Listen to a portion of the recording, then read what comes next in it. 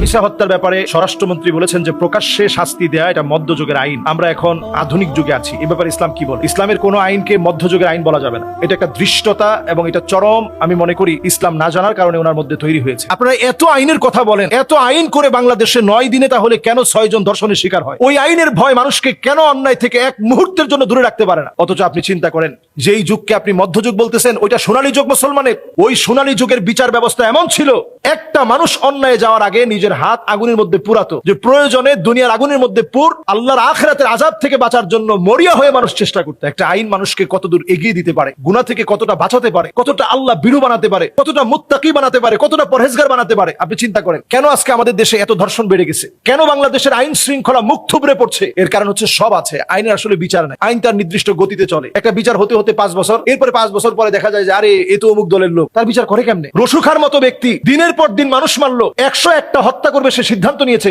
এখনো তার মৃত্যুদণ্ড দিতে পারেন না, বছরের পর বছর চলে গেছে। আপনারা করেন কি? কোন আইনের কথা আপনারা বলেন? সুশীলরা যে আইনে বিচার করতে চায়, ওই আইনের বিচারে রসুখার মতো ব্যক্তি দিনের পর দিন মানুষ মেরেছে, অভিনব কায়দায় মানুষকে হত্যা করেছে দিনের পর দিন, একেবারে সিরিয়াল কিলার যাকে বলে, তার বিচার বাংলাদেশে হয় নাই। এরশাদ শিকদারের মতো দাগী আসামি, ফাঁসি আসামিকে দিনের পর দিন আপনারা বিভিন্ন রকমের চলচাতুরি করার পরে, সিনেমা তৈরি হওয়ার পরে তারে নিয়ে, এরপরে যাক লোকটার ফাঁসি হয়েছে। ফাঁসি হওয়ার আগে এরশাদ শিকদারের মতো দাগী আসামি বলতেছে যে আমার কোনো অপরাধ নেই, মানে তার কোনো অন্যায় নেই, দুনিয়া যা করছে সে খুব ভালো কাজ করছে। এরপরও আমরা আইনের চোখে এই মানুষগুলোর অপরাধী বলে মনে করি না। প্রিয় ভাইয়েরা, বাংলাদেশে আপনি কয়েকটা শাস্তি এভাবে প্রকাশ্যে দিয়ে দেখেন, আপনারা যদি অপারগ হন জনতার হাতে উঠায় দেন, যে মানুষটা এত একেবারে পশুত্বের আচরণে নিজেকে এইরকম পশু মনে করে কাজ করতে পারে, তার শাস্তি তো মানুষের নিজেদের হাতে উঠায় করা দরকার। মানুষ কিন্তু মিছিলের মধ্যে বলতেছে তার ব্যাপারে, যদি আপনারা না পারেন আমাদের হাতে উঠায় দেন। এই জন্য আল্লাহর কোরআনের যে বিধান, আল্লাহর কোরআনের যে আইন, ওই আইন অনুপাতে যদি বাংলাদেশে বিচার চালু না করেন, আসলে শান্তি আসবে না। এই জেনা, ব্যভিচার, ধর্ষণ, ছিনতাই, রাহাজানি, মারামারি, কাটাকাটি, চাঁদাবাজি, ছিনতাই, এগুলো সব বাড়তেছে, বাড়বে।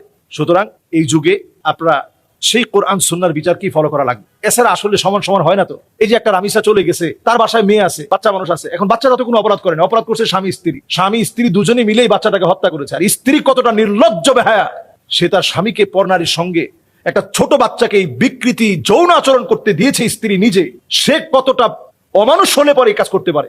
আপনি চিন্তা করেন একটা নারী হয়ে সে কেমনি কাজটা করছে। সুতরাং তাদের বিচার প্রকাশ্যে জনসম্মুখে করার ব্যবস্থা করে। আল্লাহ আমাদেরকে বোঝার তৌফিক দান করুক।